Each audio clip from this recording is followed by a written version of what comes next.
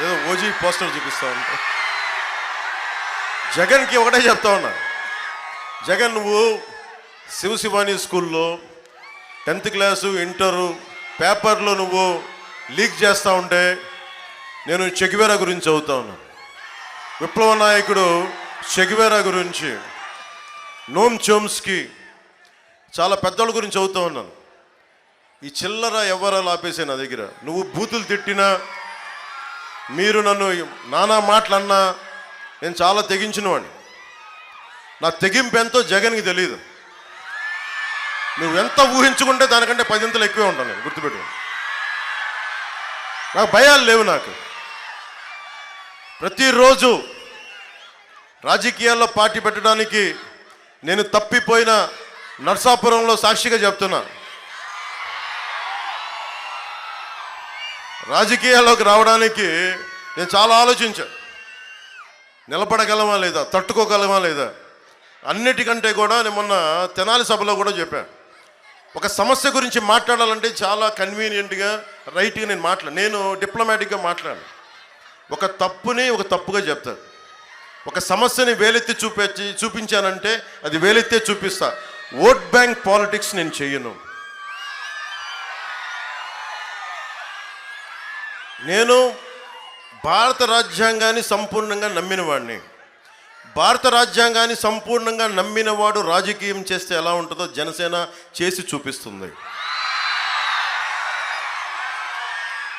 జగన్ ఏ మూలకెళ్ళండి, వాళ్ళు ఏ సామాజిక వర్గంలో పెట్టుకుని, ఇక్కడ ప్రసాద్ రాజు గారు కానీ, అక్కడ జక్కంపూడి రాజా గారు కానీ, అటు ఎవరన్నా ఏ కులస్తులైనా కావచ్చు, ఏ సామాజిక వర్గమైనా కావచ్చు, జగన్ గొడుగు కిందకి వెళ్ళగానే అందరూ రౌడీజాన్ని గుండాయిజాన్ని నమ్ముతూ ఉన్నారు ప్రతి ఒక్కళ్ళు.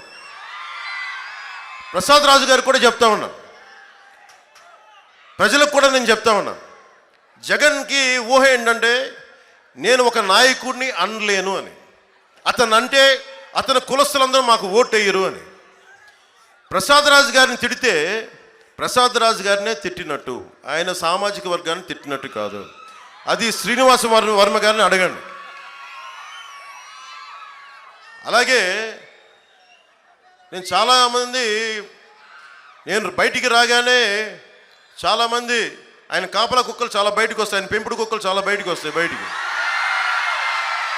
వాళ్ళందరికీ చులకన ఏంటంటే పవన్ కళ్యాణ్ మా సామాజిక వర్గం కాబట్టి మేము ఏదైనా అనొచ్చని తన్ని తగలేస్తాను. ఇలాంటి పిచ్చి వాగుళ్ళు వాగారంట.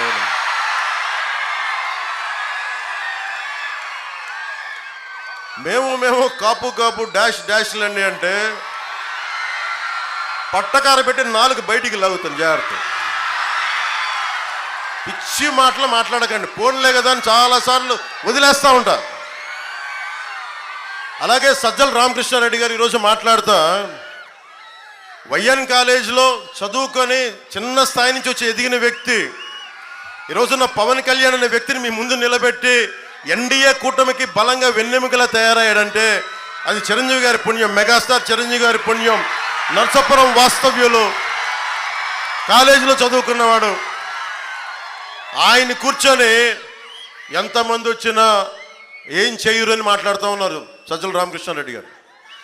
సజ్జల రామకృష్ణారెడ్డి గారు కూడా చెప్తున్నా, మీరందరికీ డబ్బులు ఎక్కువైపోయినాయి, మీ అందరికీ అధికారం ఎక్కువైపోయింది, నోటికి ఏది వస్తే అది మాట్లాడటం అలవాటైపోయింది మీకు. రజనీకాంత్ వచ్చి, సూపర్ స్టార్ రజనీకాంత్ గారు వచ్చి చంద్రబాబు గారి కోసం పాప ఆయన బాగుండాలని బర్త్డే విషెస్ చెప్పి ఆయన చెప్తే ఆయన్ని కూడా తిట్టేస్తారు వీళ్ళు.